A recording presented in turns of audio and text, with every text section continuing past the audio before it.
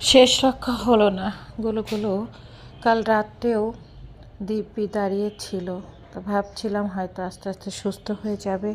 সকালে ঘুম থেকে উঠে দেখি যে গুলোগুলো আর নাই।